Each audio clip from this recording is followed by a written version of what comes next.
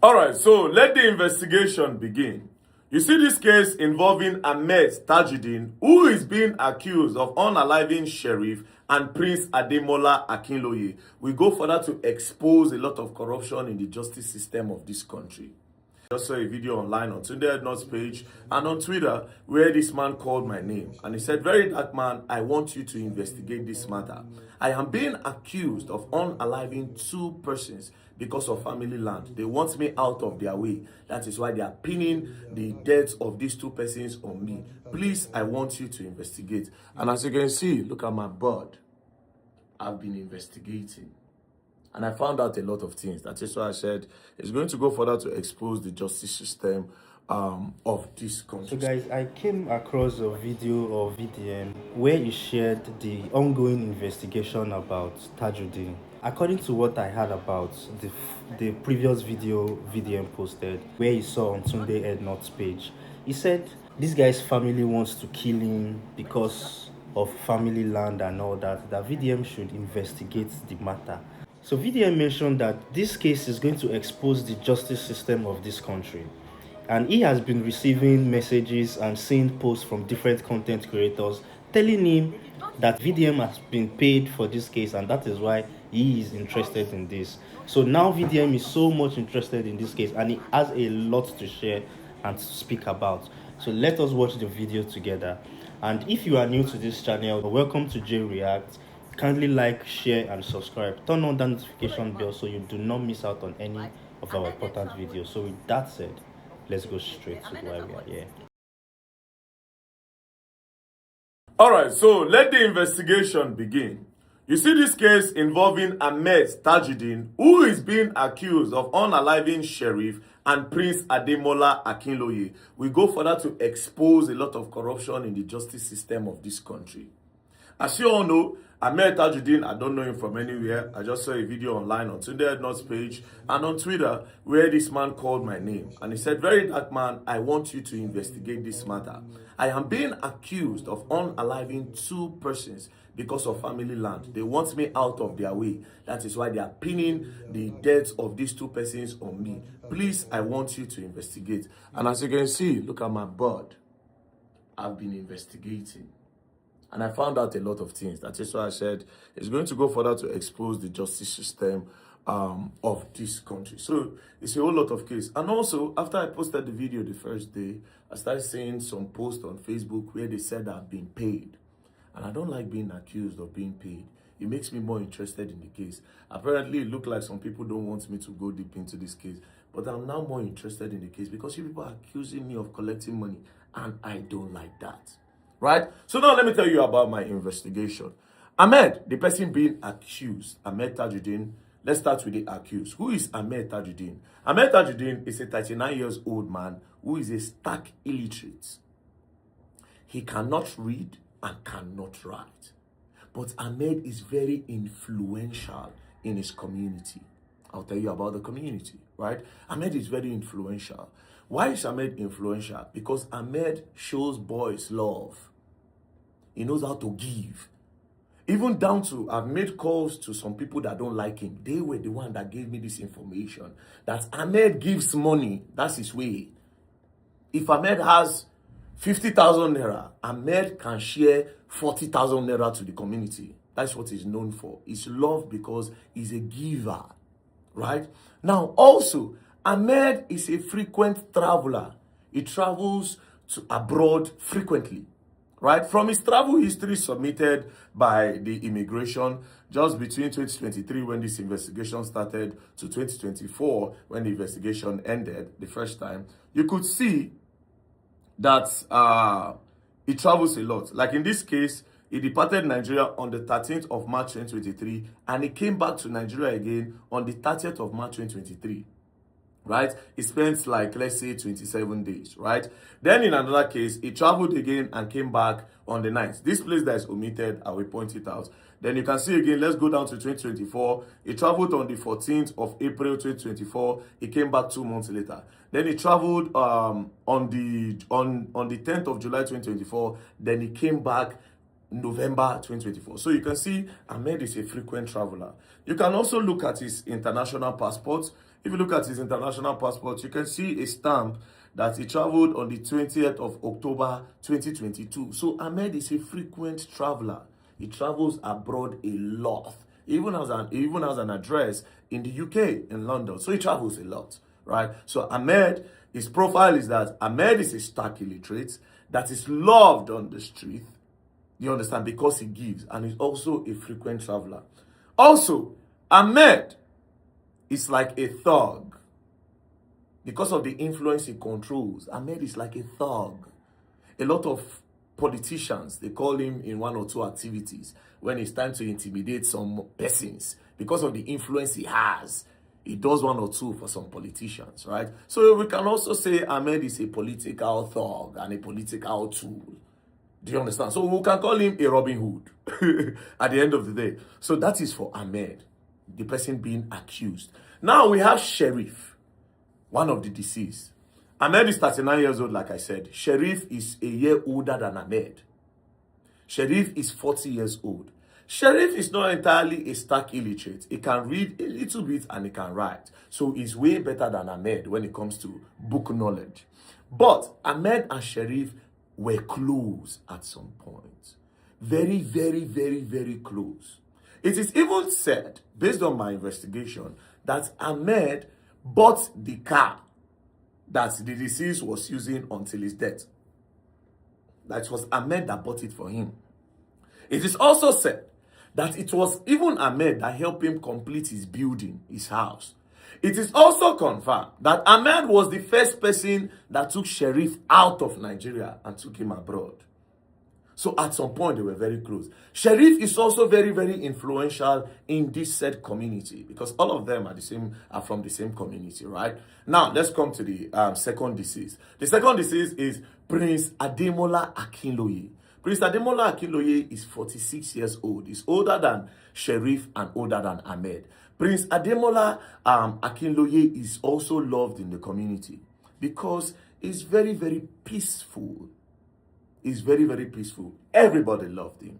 Everybody loved him. He's peaceful. He does not look for trouble. And he's also the man after his father's heart. The father is the king of their community, right? He's loved by his father. As a matter of fact, he's loved so much by his father that he controls the assets of his father.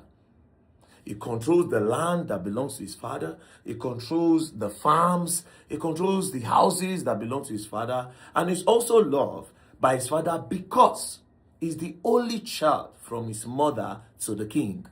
So the king loved him so much and is very, very respected, right? So you see, this is like a brief history of these three persons, right? Now, let's go to their deaths. Where are these people from? These people are from a community called Ajiron. All of them, these three persons are from a community called Ajiron. The community called Ajiron is a developing neighborhood located along Lekki-Epe Expressway. It is very, very close to Chevron, Agungi, and Ikota.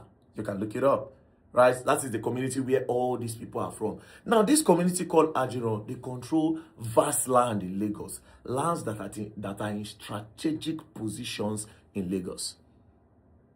It is even said that they were the one that sold Pinnock, according to my findings.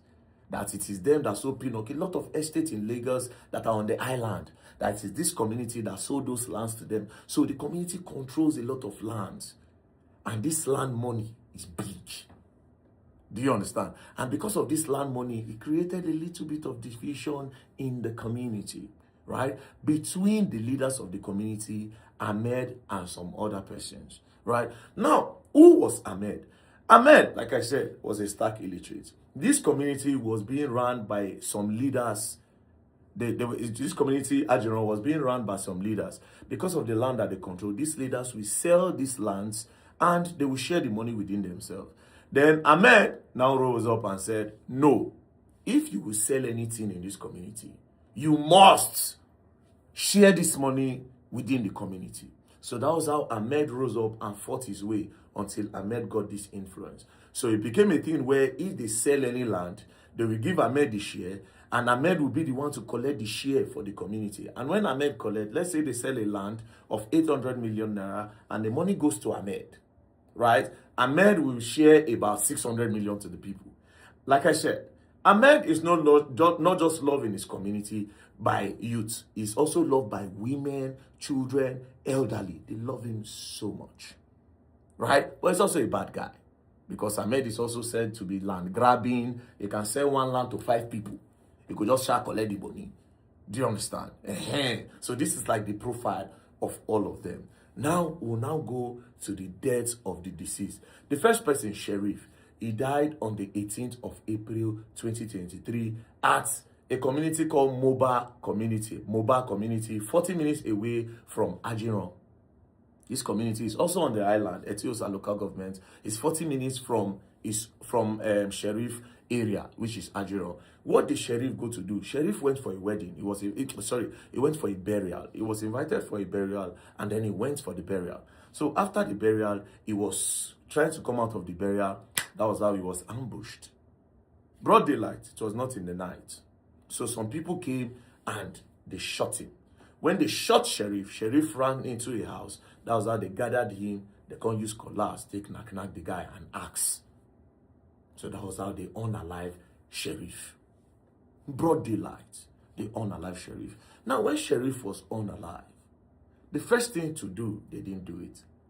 They did not report the death of Sheriff to the police. They also did not do autopsy. They did not do proper analysis of the death and proper investigation. They quickly carried Sheriff and they went to bury him. Now, they are accusing Ahmed of unaliving Sheriff. Like I said, Ahmed is a frequent traveler, right? Let's go back again. So, when you look at this, Ahmed left Nigeria on the 13th of March 2023 and he came back on the 30th of March 2023. The following month is April, right? Ahmed then traveled on the 16th of April. Ahmed then traveled on the 16th of April 2023. Then Sheriff was unalive on the 18th of April 2023. Ahmed was not around, but that time was too close. 2 days after Ahmed left, that was when they unalive Sheriff. And if you remember, I said they were having a little bit of a problem. They were having a little bit of a problem because the rumors was that Sheriff left Ahmed camp and went to the other camp that are against Ahmed. You understand? So on the 16th, Ahmed left. On the 18th, Sheriff was unalive at a community called Moba Community. But Ahmed was not around, right? Now, let's go to the next person. Prince Ademola Akinloye.